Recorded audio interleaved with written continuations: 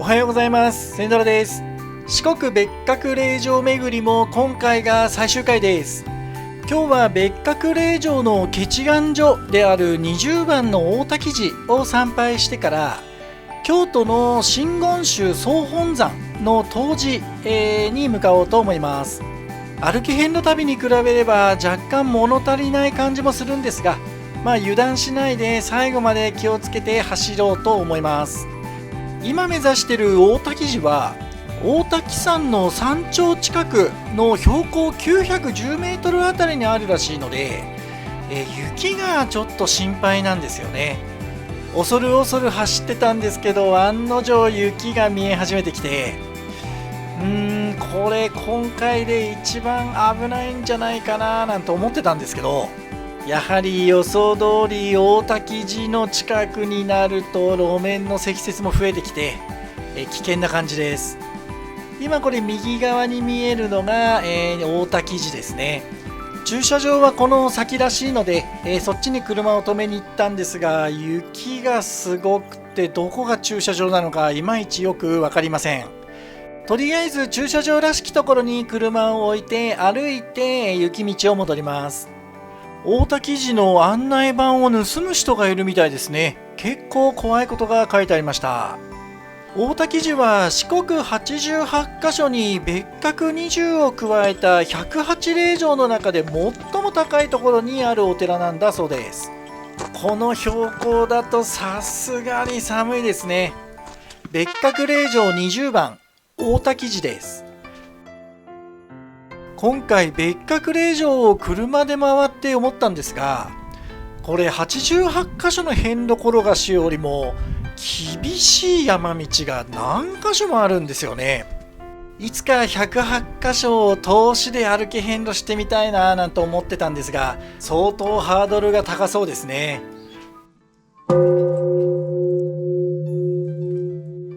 本堂と大師堂を参拝して農協所で農協印をいただくんですが、ここで別格20霊場の、満願書もいただけるということだったので、それも書いていただきました。これで症状は3枚目です。宇和島のあたりで思いついて始めた別格霊場巡りだったんですが、やっぱりやってよかったですね。別格も無事結願できたので、今から京都の東寺に向かいます。この雪道の下りってほんと怖いですよね。もうつるっと来たら終わりなんでね、慎重に走ります。四国の山道も今日で走り納めです。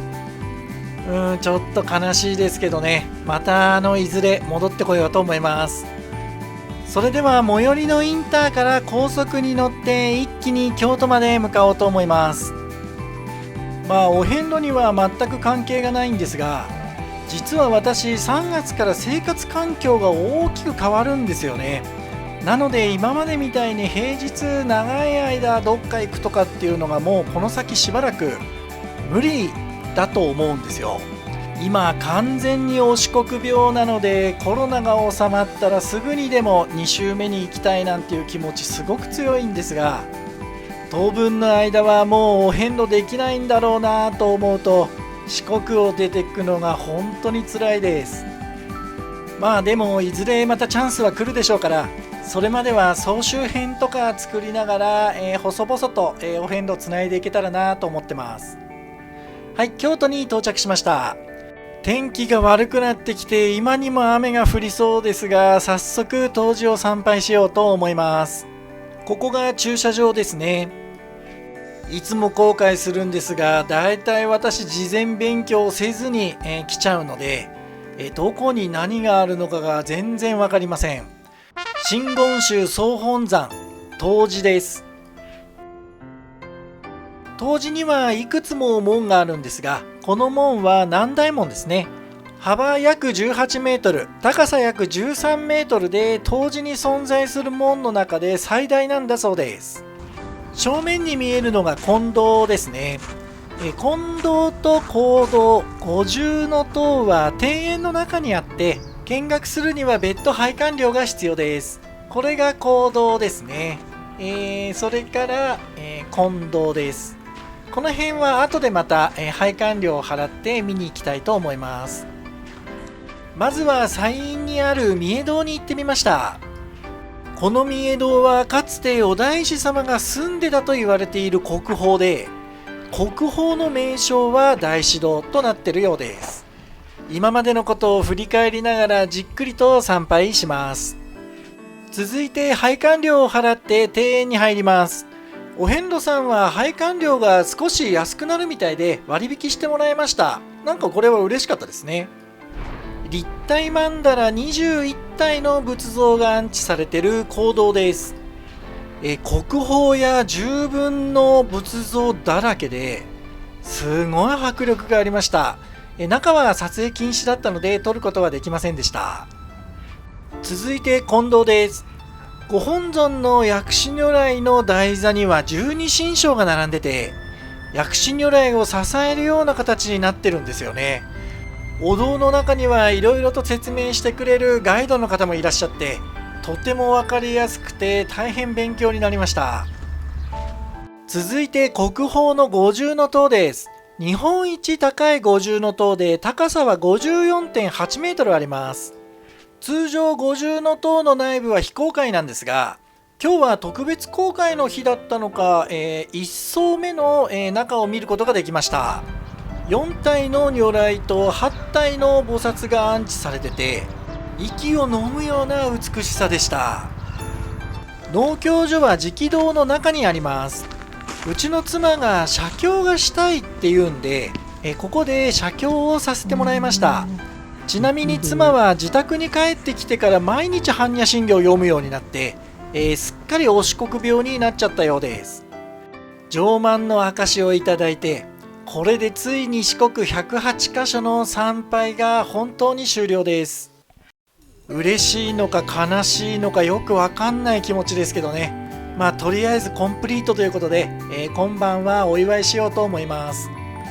時間がもう少ししか残ってないんですが、せっかく京都に来たので清水寺を観光しようかなと思ってやってきました。ちょっと雨降ってきちゃいましたね。京都はこの時期まだマンボウになってないので、大勢の観光客でにぎわってました。清水寺は20年近く前に来たことがあるんですが、その時よりも、全体的に小綺麗になってるような印象です。山門もあんな雰囲気だったかな。天空の階段です。石段を鏡で覆って今日の空を映し出すっていう期間限定のイベントみたいです。今日は雨なんで残念ですね。経堂です。祈りの空間を表現してるんだそうです。外国人受けしそうですね。本堂に近づいてきました。今日は参拝しないで観光だけしようと思って来てるんですけど、清水寺を観光するというより清水の舞台が見たくて、今回来てるんですよね。雨が降ってなければなお良かったんですが、それでもやっぱりここの風景はちょっと特殊ですよね。雨はまあまあ降ってるんですが、せっかくなので清水の舞台に出てみようと思います。傘をささないで自撮りしてる人多いですね。いやー、素晴らしい景色です。すごい特殊な風景ですよね。少し離れたところから、今度清水の舞台を見てみます。こっちから見た方が清水の舞台の凄さが伝わりますよね。とりあえず清水の舞台さえ見れれば私はもう満足なので、時間もないのでそろそろホテルに向かおうと思います。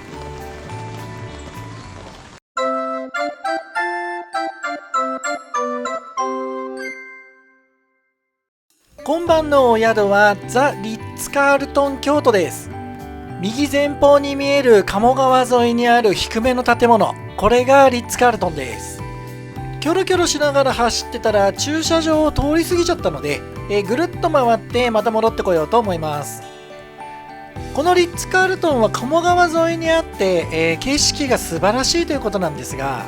今回私たちは一番安い部屋を予約しているので、多分部屋から鴨川は見れないと思います。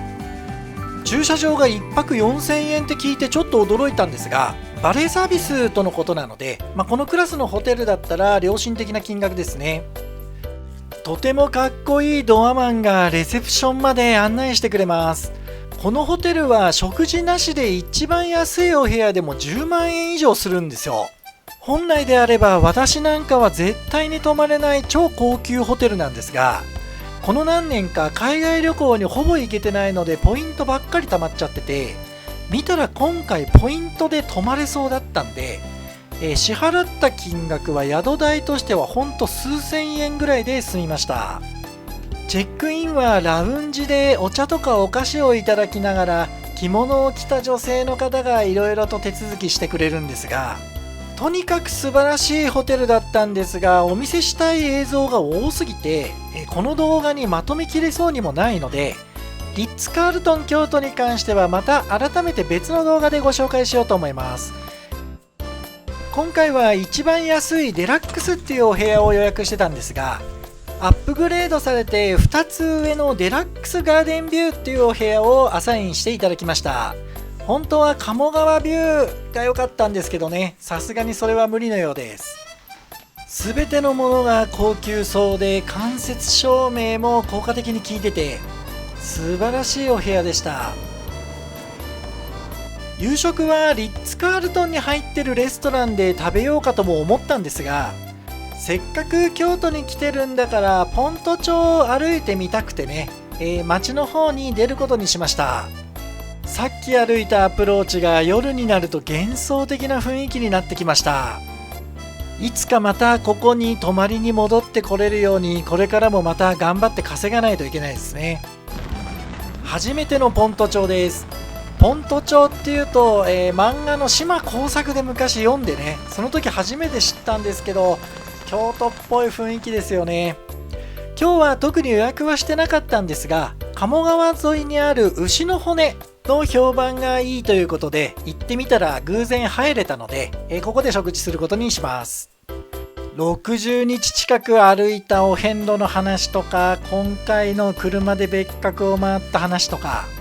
もう話が尽きることがなくてね、すごく美味しい料理をいただきながらひたすらお遍路の話してました。今度もし歩き遍路がまたできるんなら、投資で108寺全部回ってみたいよねとなったんですが、まあ実現できるかどうかですね。美味しい料理を堪能しきったら酔いざましにちょっとプラッと遠回りして、ホテルに戻ろうと思います。雨のポント町もなかなか粋でいいですね。おはようございます。朝食です。本当は街に出て朝食食べようと思ったんですが、素晴らしいサービスも受けてアップグレードもされたのにお金を全然落とさないのも申し訳ないので、ホテルの中にあるレストランで朝食をいただきました。こういうホテルの朝食って私のような貧乏症の人間にはなかなか手を出しづらい金額ではあるんですが、せっかくリッツの京都来てるんだからね、これぐらいは食べて帰ろうと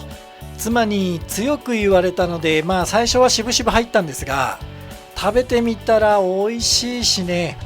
綺麗だし、やっぱりサービスも素晴らしいしね、来てよかったなっていう朝食でしたね。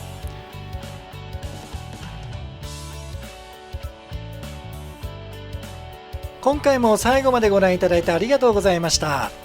この投稿をもってお遍路系の動画は終了になります。今後は総集編だとかホテルレビュー、その他に普通の旅行動画なんかも投稿する予定でおりますので、ぜひご覧ください。